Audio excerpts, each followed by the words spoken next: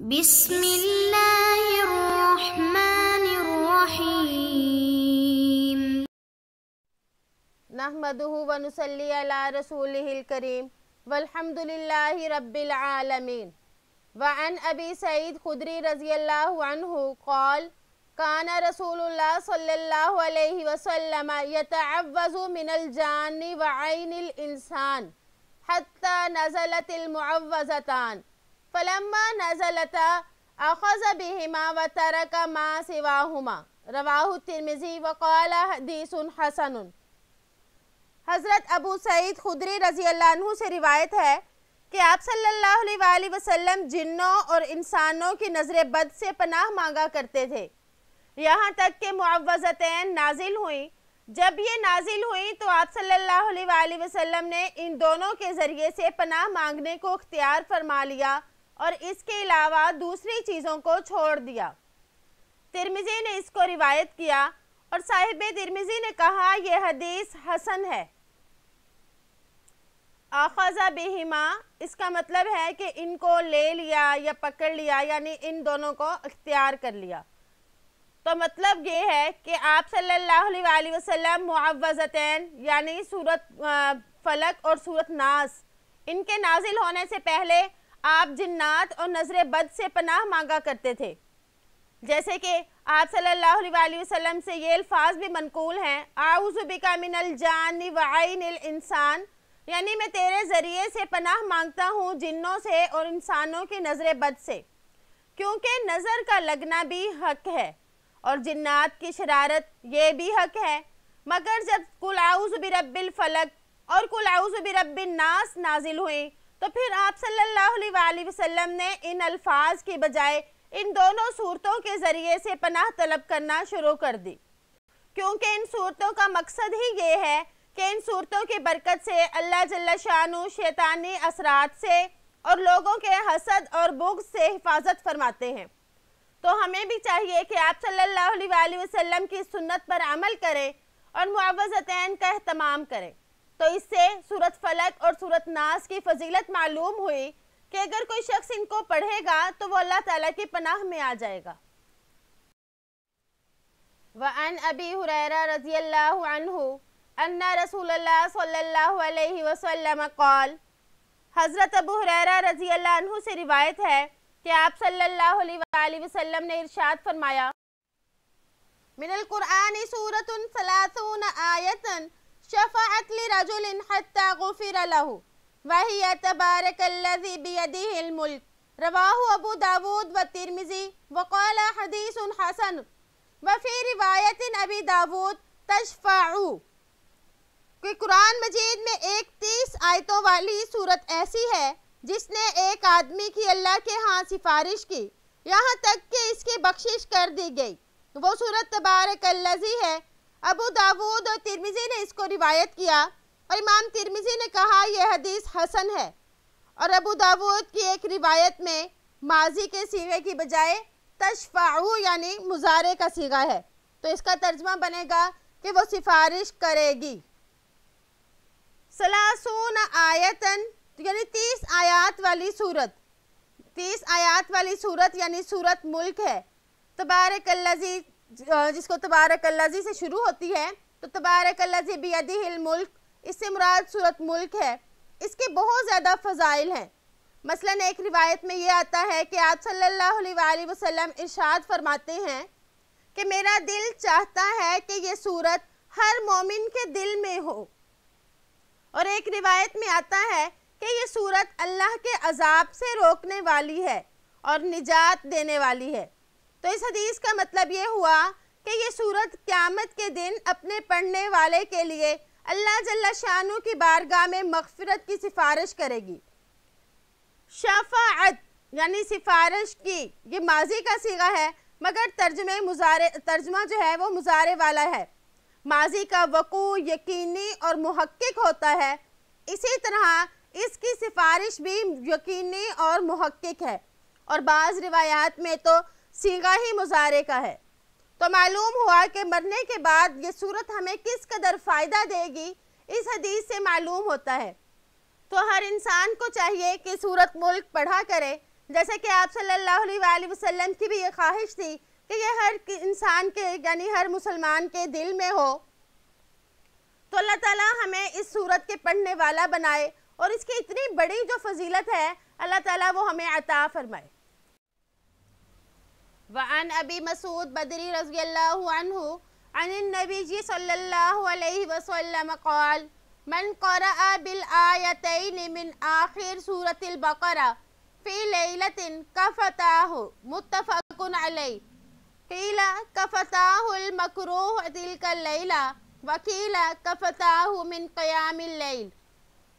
حضرت ابو مسعود بدری رضی اللہ عنہ سے روایت ہے کہ نبی کریم صلی اللہ علیہ وسلم نے ارشاد فرمایا، جس نے رات کو سورۃ بقرہ کی آخری 2 آیتیں پڑھی وہ اس کو کافی ہو جائیں گی۔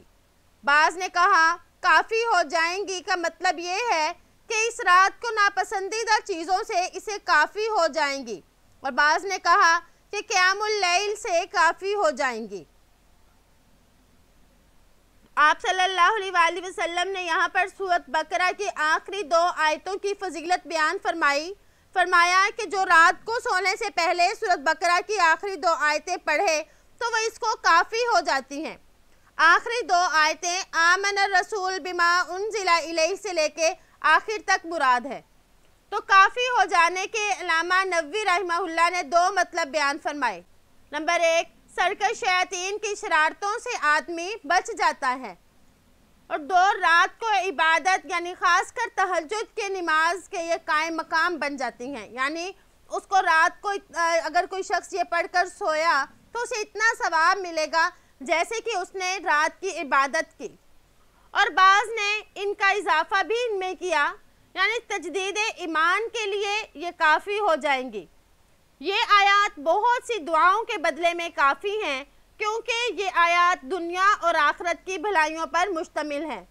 بہرحال ان دونوں آیات کی فضیلت بیان کی گئی کہ ان دونوں آیتوں کو اگر رات کو پڑھ لیا جائے تو انسان کے لیے کفایت کریں گی، تو کوشش کرنی چاہیے کہ رات کو ان دونوں آیتوں کو پڑھ کر سویا جائے۔ وعن ابی ہریرہ رضی اللہ عنہ ان رسول اللہ صلی اللہ علیہ وسلم قال لا تجعلوا بیوتکم مقابر ان الشیطان ينفر من البیت الذی یقرأ فیہ سورة البقرہ، رواہ مسلم۔ حضرت ابو ہریرہ رضی اللہ عنہ سے روایت ہے کہ آپ صلی اللہ علیہ وسلم نے ارشاد فرمایا، تم اپنے گھروں کو قبرستان مت بناؤ، بے شک شیطان اس گھر سے بھاگ جاتا ہے جس میں سورۃ بقرہ پڑھی جاتی ہے۔ آپ صلی اللہ علیہ وسلم نے اس حدیث میں فرمایا لا تجعلوا بیوتکم مقابر، تو اس کا کیا مطلب ہے؟ یعنی اپنے گھروں کو قبرستان بنانے سے کیا مراد؟ تو اس کا ایک مطلب یہ ہے کہ حقیقتاً اپنے مردوں کو گھروں میں مت دفناؤ بلکہ ان کو قبرستان میں دفناؤ۔ اور دوسرا مطلب یہ کہ جس طرح قبرستان میں مردے کوئی عمل نہیں کرتے، اسی طرح اگر تم بھی گھروں میں نفل نماز، تلاوت قرآن وغیرہ کا اہتمام نہیں کرو گے تو تمہارے گھر بھی قبرستان بن جائیں گے اور خود تم مردہ ہو جاؤ گے، یعنی تمہارا پھر زندہ رہنا، تمہاری زندگی کسی کام کی نہیں۔ پھر فرمایا ینفر من البیت، یعنی شیطان بھاگ جاتا ہے۔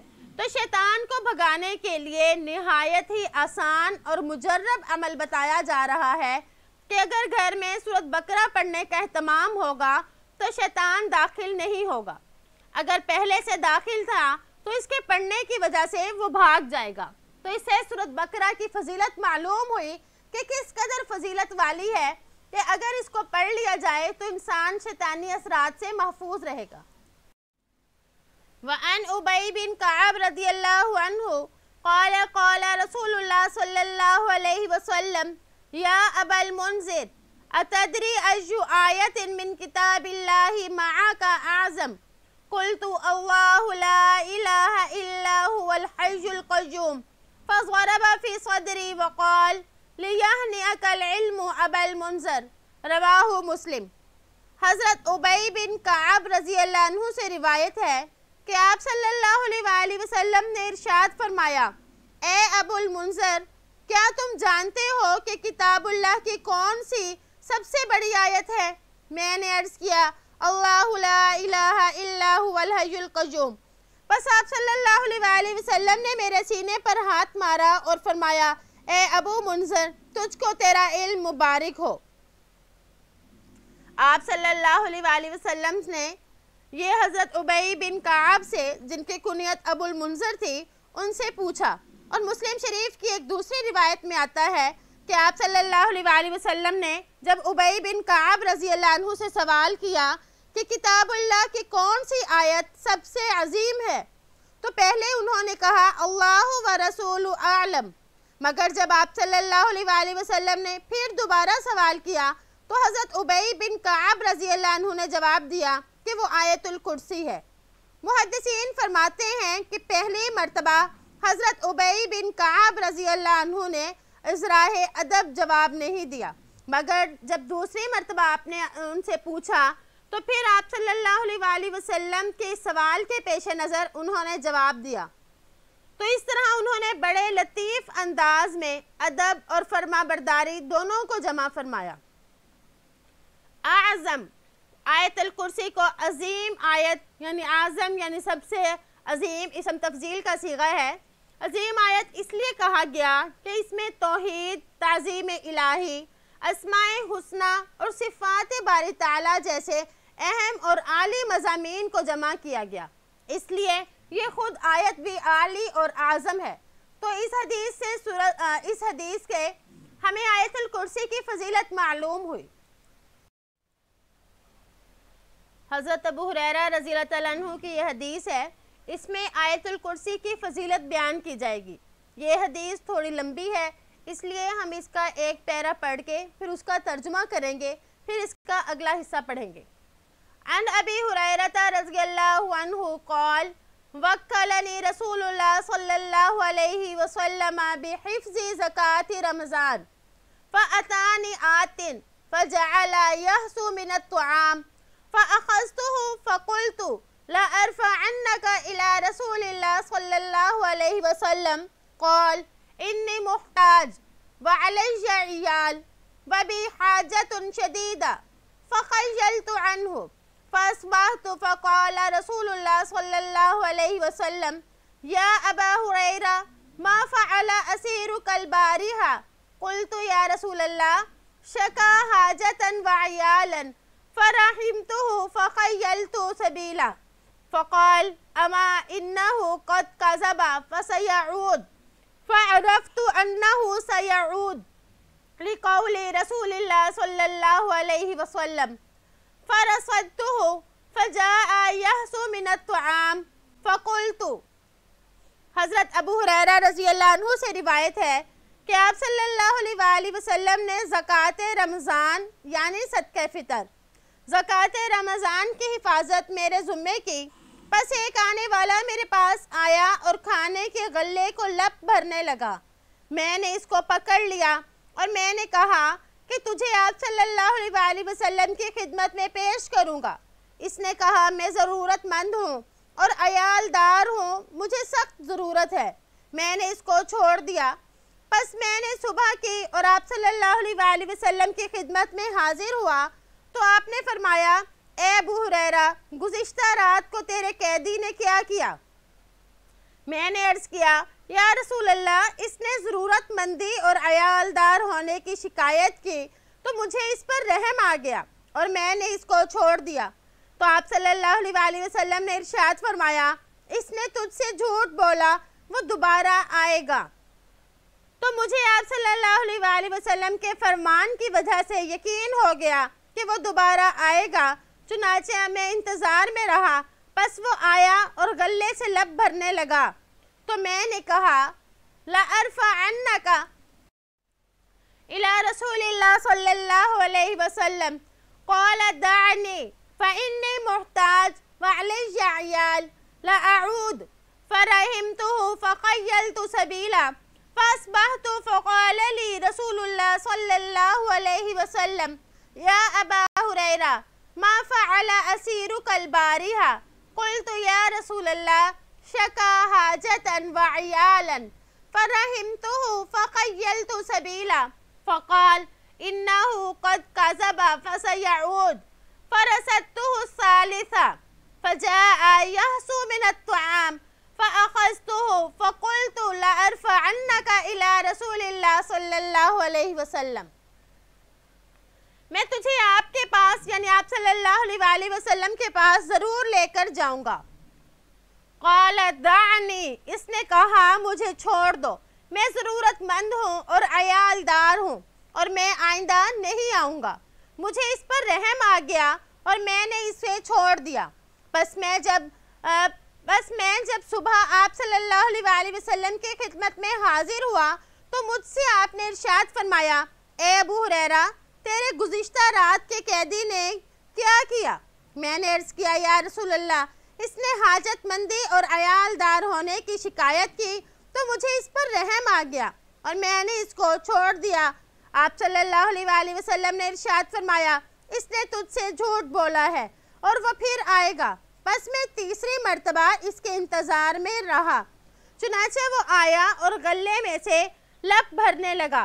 میں نے پکڑ لیا اور کہا، اب تو میں تجھے ضرور آپ صلی اللہ علیہ وآلہ وسلم کی خدمت میں پیش کروں گا۔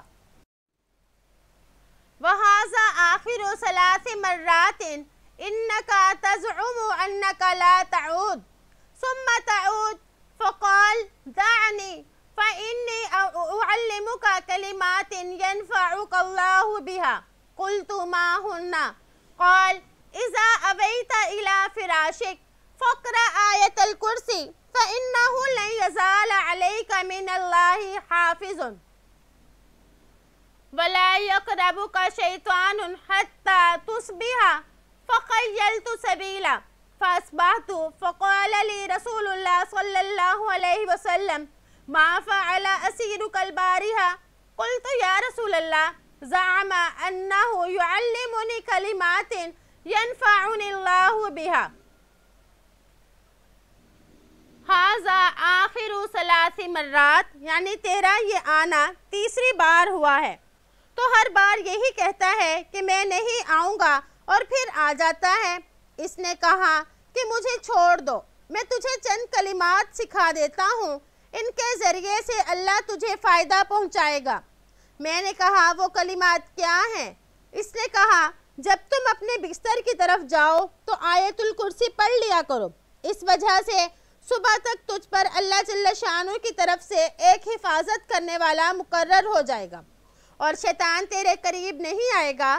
اس پر میں نے اس کو پھر چھوڑ دیا۔ پس جب میں نے پھر صبح کی تو مجھ سے آپ صلی اللہ علیہ وآلہ وسلم نے ارشاد فرمایا، تیرے رات کے قیدی نے کیا کیا؟ میں نے کہا، یا رسول اللہ، اس نے کہا وہ مجھے ایسے کلمات سکھائے گا جن کے ذریعے سے اللہ جل شانہ مجھے فائدہ پہنچائیں گے۔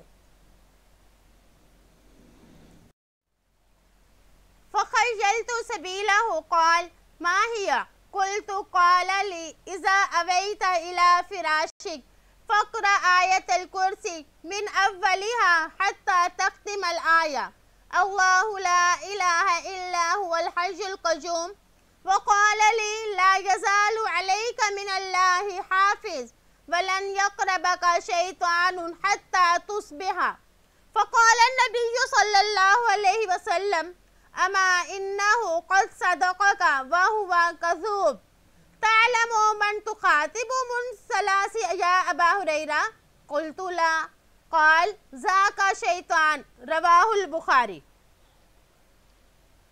فخیلت سبیلہ، تو میں نے اس کا راستہ چھوڑ دیا، یعنی میں نے اس کو چھوڑ دیا۔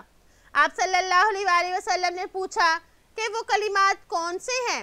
میں نے عرض کیا، اس نے مجھ کو کہا کہ جب تم سونے کے لیے اپنے بستر کے پاس ٹھکانہ پکڑو تو آیت الکرسی پڑھ لیا کرو، اول سے آخر آیت تک۔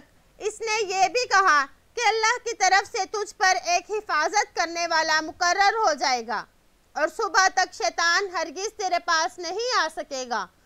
تو آپ صلی اللہ علیہ وآلہ وسلم نے فرمایا، اس نے سچ کہا، حالانکہ وہ خود بڑا جھوٹا ہے۔ اے ابو ہریرہ، تم جانتے ہو کہ 3 راتوں سے تم کس سے مخاطب ہو رہے تھے؟